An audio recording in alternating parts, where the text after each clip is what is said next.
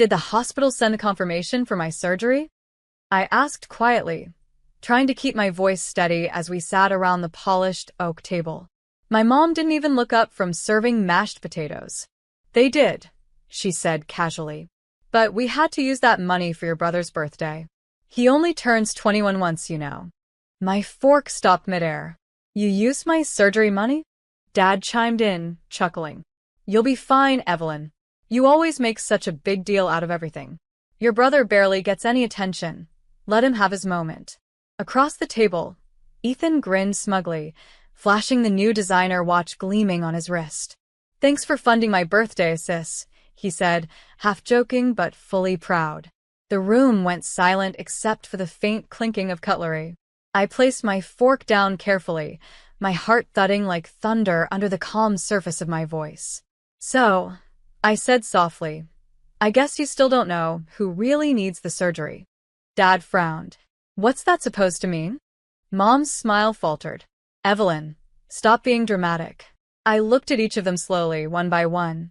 My brother's arrogant smirk, my father's dismissive eyes, my mother's cold indifference, and then I smiled. Don't worry, I said. You'll find out soon enough. For the first time in years, they looked uneasy.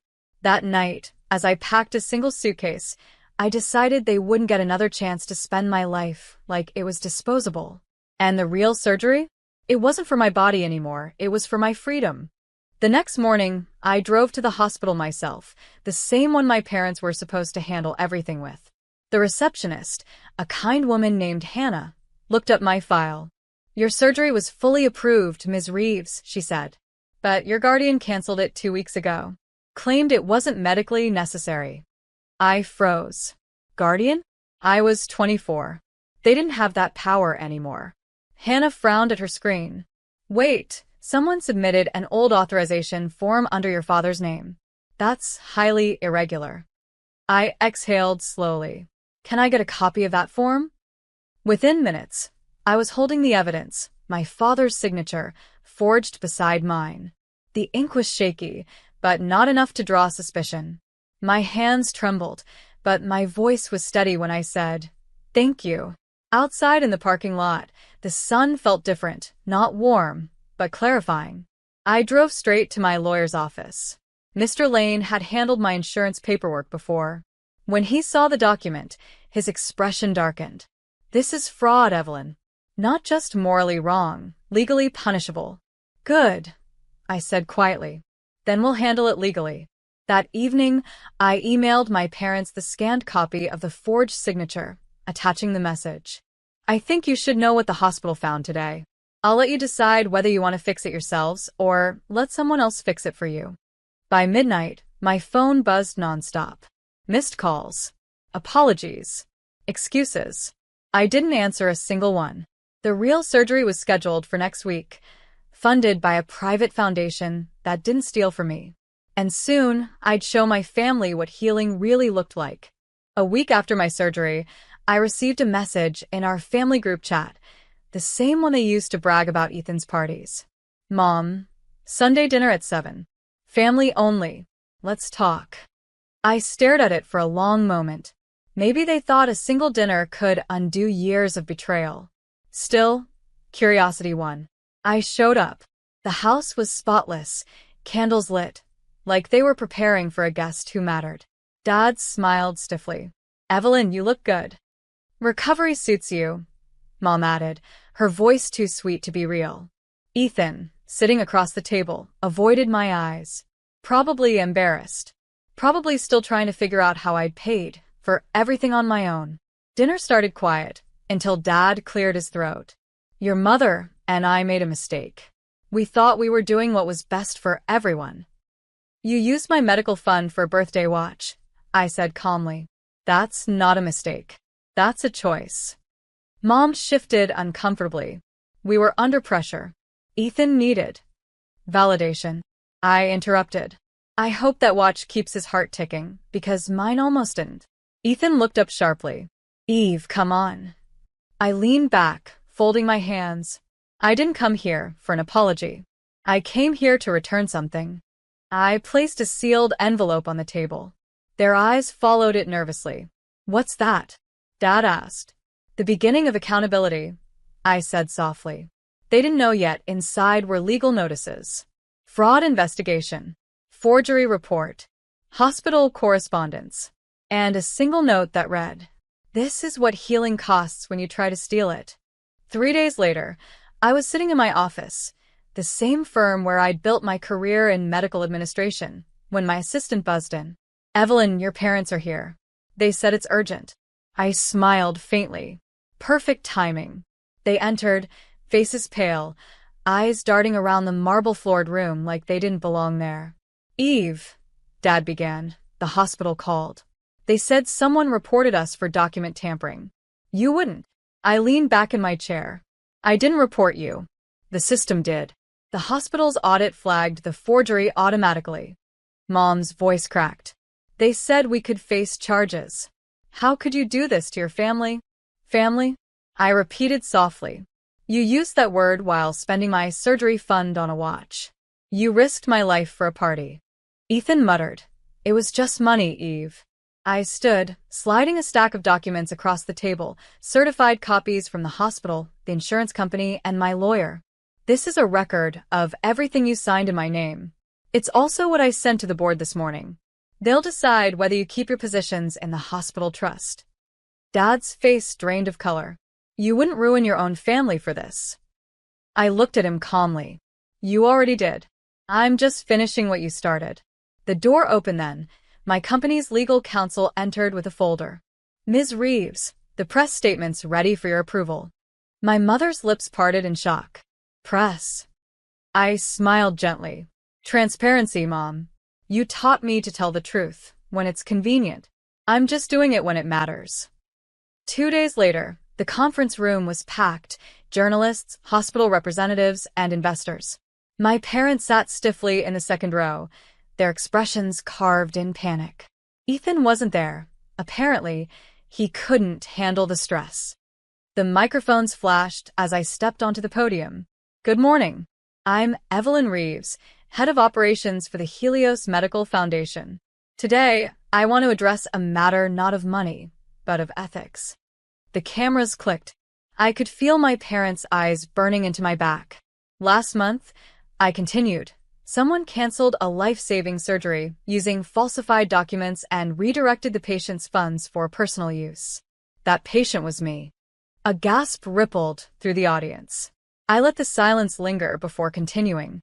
"The hospital system's digital audit caught the forgery, proving that privilege without accountability breeds corruption, even within families." I paused, then turned slightly, meeting my father's eyes. "This isn't about vengeance. It's about the truth. Because silence only protects the guilty." The reporters exploded with questions. I answered calmly, naming no names, just showing the documents, the timeline, the signatures.